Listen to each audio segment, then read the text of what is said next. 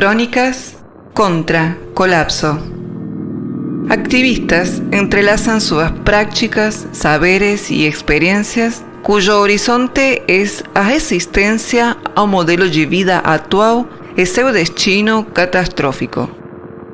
Para isso, colocam em jogo a imaginação, o diálogo e a experimentação entre arte, ciência e ambiente, transformando os territórios que habitamos. Episódio 1.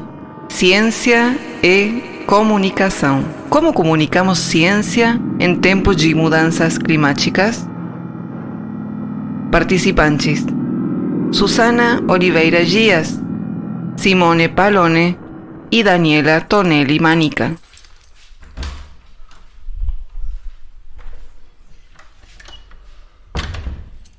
Llevo una mochila cargada de preguntas. ¿Cómo escuchamos el colapso ambiental desde las universidades? ¿Cómo sintonizamos los conocimientos científicos con las experiencias de las comunidades, sus sensibilidades, sus deseos, sus luchas? ¿Cómo escuchamos las resistencias al modelo de vida que nos empuja hacia el desastre planetario? Tareas de escucha que presuponen modular la percepción para experimentar lo que emerge entre el ruido del mal llamado progreso económico. Para eso, recorrí casi 10.000 kilómetros entre las sierras de Córdoba, el cerrado del sudeste brasilero, los manguezales del nordeste y la mata atlántica del litoral. La escucha es una acción sensible y política. Las sonoridades de los territorios expresan las disputas por el ambiente. El impacto de la actividad humana ya tiene carácter geológico. El antropoceno es una fase dentro de la historia del planeta, donde el predominio de la especie humana ha generado transformaciones de una intensidad y magnitud nunca antes conocida. Un modelo de vida configurado por el colonialismo global, basado en la expansión y acumulación del capital, que tiene como meta el progreso tecnológico y el crecimiento económico, y que requiere de la explotación permanente de la naturaleza. Todo se cosifica, se mercantiliza, se consume. El resultado de esta lógica conduce a una situación crítica en el planeta que se asocia con las mudanzas climáticas. La atmósfera, las aguas, los montes y otras especies sufren cambios, extinciones, contaminaciones que deterioran la existencia del sistema Tierra tal como lo conocemos. En esta primera temporada nos situamos en Campinas, estado de Sao Paulo, más precisamente en la Unicampi, emplazada en la zona residencial de Barão Geraldo, uno de los centros de educación superior más importantes de Brasil y de América Latina. Allí dialogamos con científicos, profesores, investigadores y artistas que ensamblan sus producciones con las necesidades urgentes de las poblaciones y los ecosistemas afectados por los fenómenos contemporáneos que suceden durante el cambio climático. Problemas, métodos, procesos, territorios, prácticas y diálogos que cruzan la ciencia, el arte y la comunicación, con destino de transformación para las comunidades y sus ecosistemas. Aviso: este é podcast em portunhol. Uma língua viva e criativa. Uma encruzilhada sonora. Uma interzona linguística. A necessidade de comunicar-se derriba as fronteiras idiomáticas e compõe uma língua polifônica. Uma viagem sonora com destino nómada. Susana Oliveira Díaz es bióloga, especializada en artes y comunicación de la ciencia. Ciencia con C minúscula, aclara. Desde el núcleo de desenvolvimento da criatividade de la Unicampi, donde funciona el Laboratorio de Estudios Avanzados en Jornalismo, las disciplinas son atravesadas por la necesidad de generar encrucijadas heterogéneas que permitan descolonizar los saberes en alianza con las cosmovisiones indígenas y afrodiaspóricas para conjurar el hechizo de la repetición, la reproducción, la obediencia. Hacer floresta, coligar diferencias, inventar y cuidar son algunas de las acciones orientadoras. En una de las aulas del Lab Jor, Susana despliega sobre una mesa diversas producciones en formato de libros que son objetos lúdicos, sensibles, que contienen collage, fotomontajes, tejidos, plantas. Narrativas que hablan de las relaciones entre comunidades, personas y existencias, más allá de lo humano. Se trata de procesos abiertos, colectivos, experimentales. Tentáculos que parten desde programas y disciplinas universitarias para sumergirse en territorios, indígenas, campesinos, quilombolas, para encontrarse en una transformação compartida. Com a experimentação, a partir da ideia, né, de que comunicar é perceber, fazer floresta, então acho que essa é uma das principais ideias com as quais a gente tem trabalhado na revista Climacom. Então, comunicar não é levar os conhecimentos que estão na universidade para outras comunidades que estão fora da universidade, né, assim, que é uma ideia clássica de divulgação científica e cultural e que traz um monte de problemas, assim, inclusive o não reconhecimento de que a produção do conhecimento acontece em todos os espaços, em todas as práticas, e o que a gente precisa é gerar encontros, é produzir possibilidades de relações, inclusive ampliar o fato da presença desses outros conhecimentos dentro da universidade. Então a gente tem partido muito esse é um dos conflitos, vamos dizer assim, são conflitos comunicantes que tem a ver, como a gente está no laboratório de comunicação, a gente trabalha sobretudo com conflitos que dizem respeito aos sistemas comunicantes, que tem a ver com os processos de comunicação, e com a Climacom a gente pegou esse hiper mega problema para pensar, que era na época em 2014, né, assim, o negacionismo violento das mudanças climáticas. Hoje a gente está vivendo uma outra situação, então pós-pandemia, pós-Trump, pós tantas, né, situações violentas, as pessoas estão mais receptivas, o discurso das mudanças climáticas está mais presente na fala das pessoas, talvez ainda não esteja tanto nas atitudes, mas está muito presente nas narrativas. A mídia absorveu de uma maneira muito forte, né, a narrativa das mudanças climáticas, sobretudo no Brasil, mas não era assim em 2014. Em 2014 a gente vivia uma relação de negacionismo muito intensa, e esses projetos e a Climacom surgem na relação com grandes redes brasileiras e internacionais que trabalham com vários pesquisadores de várias áreas do conhecimento diferentes e que partem desse problema das mudanças climáticas e da percepção das mudanças climáticas pelos cientistas, mas também pelos povos originários, e a necessidade de, na perspectiva desses grupos, de conscientizar as populações da existência dessa problemática. Então, o pressuposto do qual a gente partiu e parte até hoje é um pouco diferente. Não é o de que a gente tem tido já uma relação muito ampla com a ciência, já tem muita divulgação das mudanças climáticas por aí. E se a gente pensasse que não tem muito, na verdade, não se está entrando em conexão assim, efetivamente com esses cientistas, com o que eles estão fazendo, nem eles são capazes muitas vezes de transmitir, e eles ficam muito na superficialidade daquilo que eles fazem.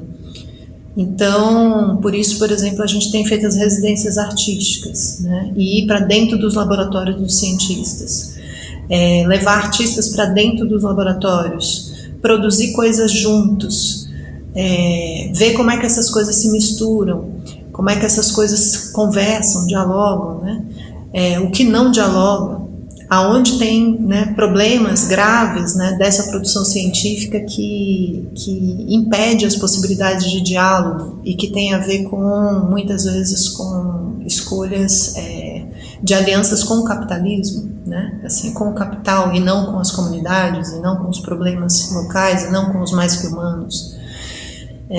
Então, assim, só para fazer a divulgação científica acontecer, a sensação que eu acho que fica para nós é de que a gente precisa inventar relações efetivas, inclusive com os cientistas.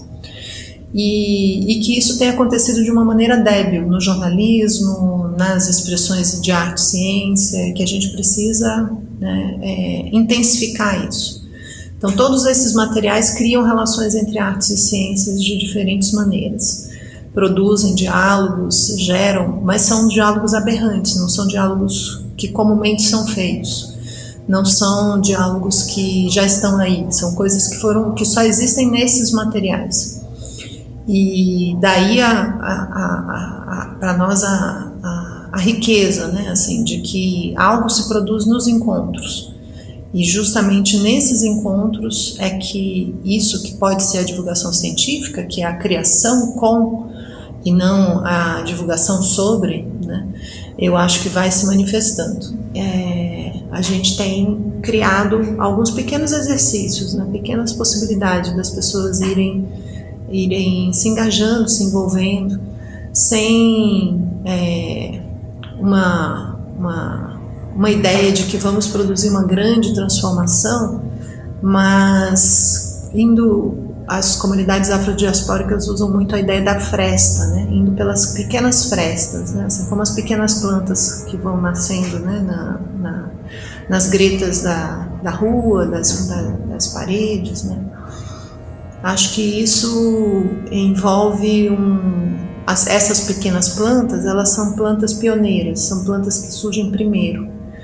Elas vão justamente criando as condições para que um dia, quem sabe, você tenha uma mata, você tenha, né, uma mata secundária, né, assim, você tenha possibilidades outras de ocupação mais diversas, sobretudo no Brasil, que tem essa característica das matas atlânticas, né, da mata amazônica, com essa biodiversidade incrível. Eu acho que nos interessa muito isso, de como produzir possibilidades diversas de comunicação, de como questionar a homogeneização violenta que tem acontecido no âmbito da divulgação científica e cultural e dizer que isso diz respeito a um processo de mercantilização da comunicação. Então, como é que você vai gerando imagens, textos, né, sons que de alguma maneira nunca foram vistos, nem vistos exatamente daquela forma. Vão trazendo algum tipo de alteração na percepção, vão produzindo algum tipo de desvio das lógicas mais convencionais e pequenas infiltrações, pequenos respiros, pequenos movimentos que alteram a percepção e que dizem, opa, tem alguma coisa acontecendo aqui que não é da mesma natureza que eu vivenciei até agora, né? E que me traz algo mais do que mera informação, que me traz algo mais do que mero conhecimento já pronto para ser absorvido, né? Assim, que instaura uma necessidade de criar alguma coisa, de que a criação se abra, né, assim, se proporcione, porque não são só as espécies que estão desaparecendo, os processos criativos também estão desaparecendo. A gente tem experimentado as mesas de trabalho, né, como dispositivos de criação coletiva. E essas mesas de trabalho, elas não se instalaram como lugares de denúncia dessas, né, assim, então, que eu acho que a lógica da denúncia é uma das principais lógicas, da denúncia e do julgamento, são as duas principais lógicas que operam dentro da divulgação científica e cultural, e elas produzem muito uma anestesia, produzem muito uma inércia, né, assim, produzem muito um choque que passa rápido e que não gera um engajamento. O que as mesas de trabalho têm feito a gente aprender é justamente como a gente se engaja com a criação de mundos vivos. Como é que a gente, porque nosso laboratório ateliê são as imagens, são as palavras, são os sons. E é com essas materialidades que a gente pretende produzir algo que afete as pessoas, né? E que lide desde dentro dessas ruínas com a produção de mundos vivos. Mundos que dizem respeito à possibilidade de habitar essas ruínas, inclusive as ruínas das imagens, das palavras, dos sons, né?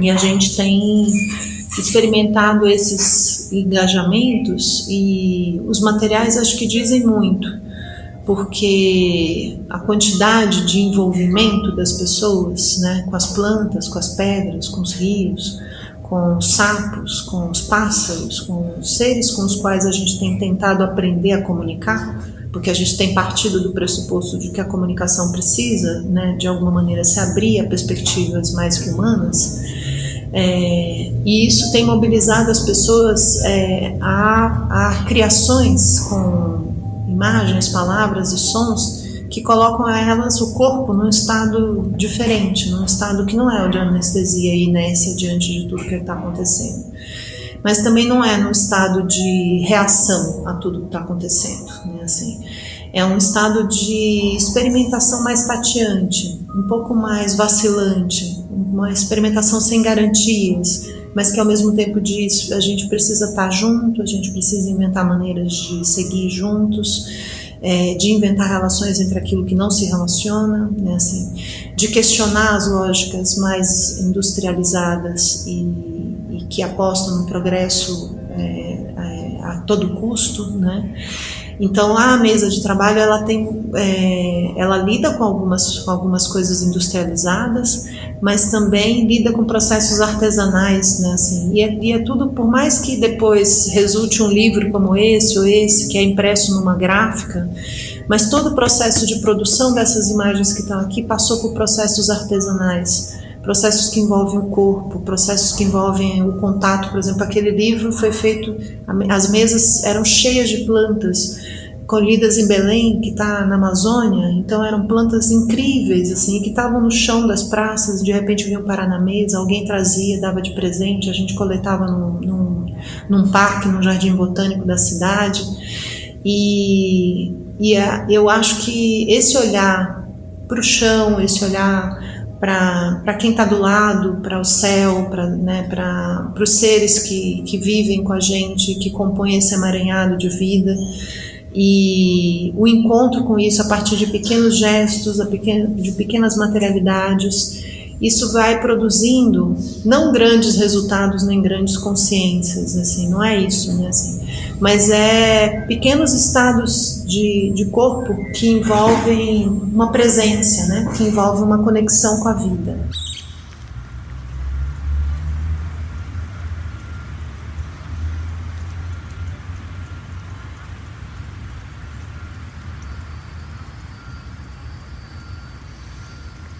Estamos en la Plaza de la Paz, en la Cidade Universitaria, para conversar con los equipos de Oxigênio y Mundaréu, podcasts vinculados al LabJOR de la Unicampi. Oxigênio produce podcasts quincenales a partir de ideas y narrativas que conforman diversas series. Simone Palone es periodista y coordina un equipo de estudiantes de carreras de divulgación y periodismo científico. Mientras que Daniela Tonelli Manica es la actual responsable de Mundaréu, que ofrece una perspectiva feminista y latinoamericana en el campo de la antropología. Ambos proyectos articulan educación, extensión y comunicación de las ciencias. A primeira pergunta que a Sara e a Bia nos fizeram quando a gente começou a desenhar o Mundaréu é: quem é o seu público-alvo? E a gente teve que responder. Então a gente respondeu, a Soraya sugeriu assim, os nossos alunos de antropologia, né? E eu, com a cabeça na divulgação científica e com a percepção do crescimento dos conservadorismos na América Latina, no mundo, né? E da resistência à antropologia no Brasil, especialmente. A gente tinha acabado de ter uma CPI, que é uma comissão parlamentar de inquérito na FUNAI, eu estive sempre muito preocupada com como fazer uma divulgação científica mais eficiente da antropologia, que pudesse renegociar um pouco o sentido da antropologia na percepção pública, né?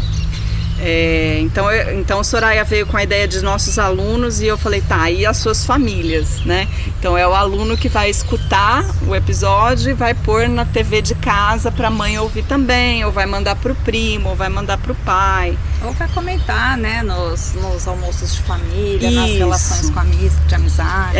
A série do ano de 2022, que foi durante as eleições, a gente fez muito com esse espírito, de ter um assunto para falar no almoço de domingo e dar aquela briga de família. E eu lembro nesse início também que eu era estudante, né? E eu e muitas colegas, a gente comentava assim, finalmente eu consegui explicar pro meu pai, pra minha avó, não sei, assim, o que eu estou estudando, né? Porque a gente tem muita dificuldade, às vezes, de verbalizar, enfim, muitos conceitos, né? E aí, trazendo o podcast, muitas vezes ficava mais palpável pra família mesmo, pra colegas, falar, olha, escuta, eu fiz essa entrevista, né? E aí vai criando esse vínculo, assim, que foi muito importante mesmo pra a gente conseguir se explicar, né? Muitas vezes, assim. Eu acho que o Mundaréu também, e o Oxigênio também, mas falando mais da perspectiva do Mundaréu, ajuda muito no diálogo interdisciplinar entre diferentes áreas, né? Como eu comentei, eu sou farmacêutica. Eu estava vindo para divulgação e fazendo uma pesquisa com diálogo com o campo de ciência e tecnologia, antropologia, ciência e tecnologia, e fazer parte do Mundaréu e ouvir o Mundaréu ajudou muito nesse diálogo interdisciplinar da construção da pesquisa, e eu vejo ajudando com colegas meus que fazem também pesquisas interdisciplinares e usam muito o conteúdo do Mundaréu para essa construção e esses processos de pesquisa. O podcast funciona meio como uma oficina, né, para os alunos, para os nossos estudantes. Então, todo mundo está aberto para todo mundo que quer oferecer algum podcast. Muitos desses podcasts estão surgindo a partir de projetos pessoais, né, de divulgação científica, ou que sejam patrocinados pela Bolsa Mídia Ciência, que é um programa da FAPESP, que é a Fundação de Amparo à Pesquisa do Estado de São Paulo.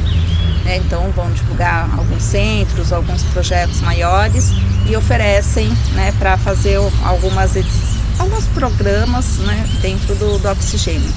E também para os trabalhos de conclusão de curso da especialização. Então, nos últimos anos, vários trabalhos foram. No último ano, tínhamos 8 trabalhos em podcast.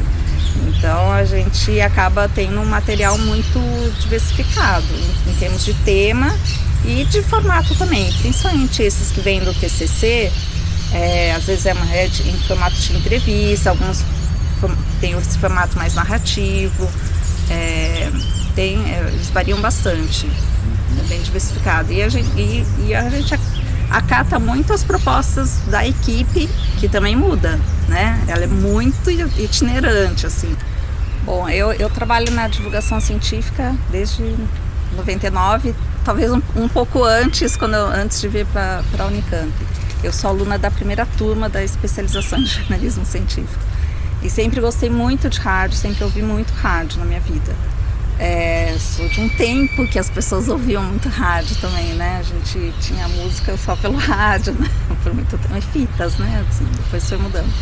Mas quando a gente pensou em fazer, né, o podcast, porque já estava vindo esse boom, né, dos podcasts. Em 2015 já tinha alguns podcasts de ciência. E a gente achava, né, barato, assim, olha, uma nova forma de você falar, porque você tem que pensar numa linguagem que é muito diferente da linguagem escrita, né?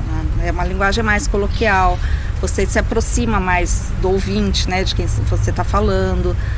A gente, inclusive, tem que ter esse cuidado, né, de quando você está gravando, está apresentando o podcast, de você não estar falando para você, né, para a pessoa que está do seu lado ali gravando junto. Você tem que pensar que tem uma comunidade inteira, né, uma população inteira que pode ouvir a qualquer momento o que você está falando. Então tem um compromisso ali com a forma, né, que você fala, que você produz, esses sentidos que você está falando, né? Então a entonação, né, o tipo de palavra que a gente escolhe, a naturalidade para falar. O nosso podcast é muito roteirizado, então que tira um pouco essa espontaneidade, né? Então, por isso que a gente acha que tem, né, é importante pôr uma trilha, né, pôr uma cortina, como você me ensinou, né, para poder dar aquele respiro, para ter um tom diferente, né, salientar um tipo de emoção. Então, eu acho que o podcast na divulgação científica tem um papel, ganhou, né, um papel assim muito importante, tanto que a gente tem muitos podcasts de ciência. E nesse sentido, eu acho que o podcast narrativo tem essa capacidade de trazer um pouco mais o ouvinte para aquele universo que você está apresentando para ele. Então você transforma temas que poderiam ser muito áridos, né, na ciência, são temas de ciência, em uma conversa um pouco mais palatável. Que é uma coisa que a entrevista em texto chapa, né? Todos os textos são iguais, no máximo você tem ali expressões linguísticas com formatos expressivos na escrita, mas o tom da voz, o silêncio, o choro, né, se a pessoa está feliz, se a pessoa está triste, isso tudo some no texto, né? E para mim isso é o que me apaixona no projeto, porque aí você consegue encarnar as pesquisadoras de uma forma que humaniza. Então quem escuta vai ver que tem uma pessoa ali fazendo aquilo. Então naquele sentido de disputar o sentido público da antropologia, eu acho que isso ajuda, né? A aposta nossa é que isso ajude, né? E transmite toda essa parte que para mim, de uma perspectiva feminista, importa muito, que são as emoções, que é o que a pessoa está sentindo, que é de onde ela está falando, que é a voz dela presente, né? Então isso é uma coisa que é o que eu mais amo, assim, de ir gravar em Boa Vista e ouvir o jeito das pessoas falarem lá, né, como muito diferente de como a gente faz em Goiânia, né? Então aprender a reconhecer os diferentes sotaques, né? Agora os diferentes sotaques no castelhano, né? Estou começando a perceber a diferença entre o castelhano colombiano e o argentino e o chileno, né? É muito legal. Porque eu comparo muito a experiência do podcast com a experiência da literatura, que é a experiência de você não ter toda a informação entregue para você. E aí ela tem um componente imaginativo, que a gente trabalha no narrativo, né? Mas que nunca entrega tudo, né? Então, que é o que o texto literário ensaístico faz, né?